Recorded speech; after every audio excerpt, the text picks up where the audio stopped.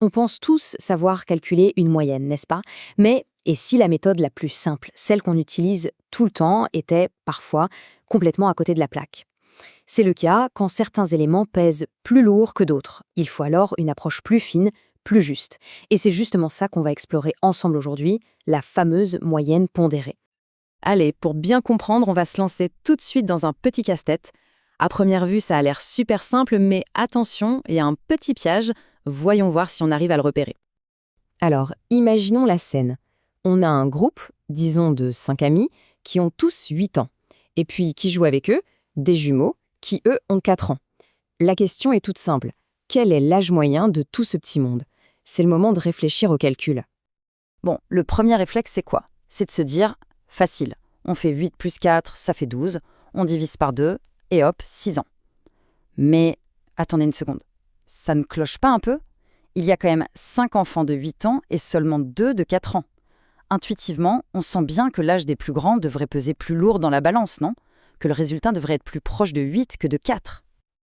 Eh bien, cette intuition, elle est pile poil la bonne. C'est exactement ça, la clé du problème.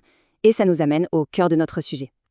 L'idée qu'un groupe plus grand doit compter davantage, ce n'est pas juste une impression, c'est un véritable principe mathématique.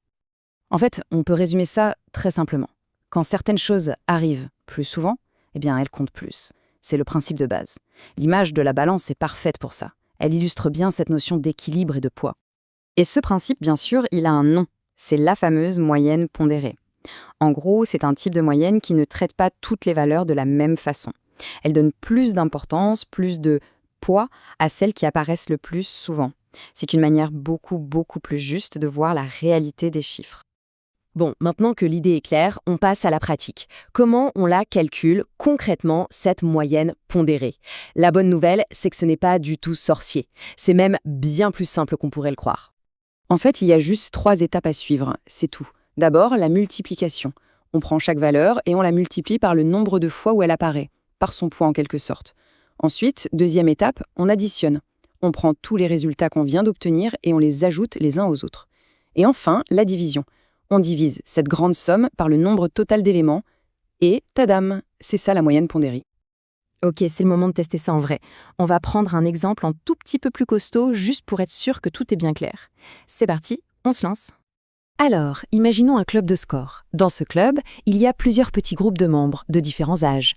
Notre mission, si on l'accepte, calculer l'âge moyen de tout le club. Voilà les infos qu'on a. Dans le club, il y a un groupe de 8 membres qui ont 14 ans.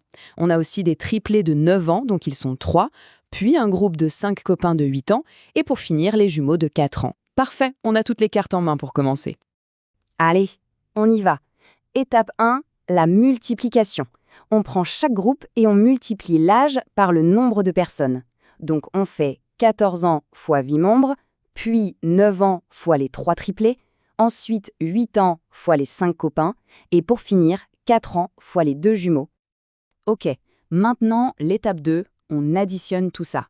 Les calculs de l'étape d'avant nous donnent 112, 27, 40 et 8. On met tout ça ensemble, 112 plus 27 plus 40 plus 8, et on arrive à un total de 187. On y est presque. Dernière étape, la division. On prend notre total, 187, et on doit le diviser par le nombre total de membres du club. Alors on a 8 plus 3 plus 5 plus 2, ça nous fait 18 personnes au total. Il ne reste plus qu'à faire 187 divisé par 18, le moment de vérité. Et le résultat est 10,4 ans. Voilà, ça c'est l'âge moyen réel du club de sport. C'est quand même bien plus précis et plus juste que ce qu'on aurait eu avec un calcul trop simple, n'est-ce pas? Excellent. Alors avant de terminer, récapitulons rapidement ce qu'il faut vraiment retenir de tout ça. Le plus important à garder en tête, c'est qu'une moyenne simple peut vraiment nous induire en erreur, surtout quand on a des groupes de taille différentes. La moyenne pondérée, elle, vient corriger ça, en donnant à chaque valeur l'importance qu'elle mérite. Et le truc génial, c'est que c'est super simple à retenir. On multiplie, on additionne, on divise. C'est tout. Et pour finir, une petite question pour ouvrir la réflexion. Cette idée de poids, elle n'est pas juste pour les maths en fait. On la retrouve absolument partout. Les notes à l'école avec leurs coefficients, les stats des sportifs, même les avis sur Internet.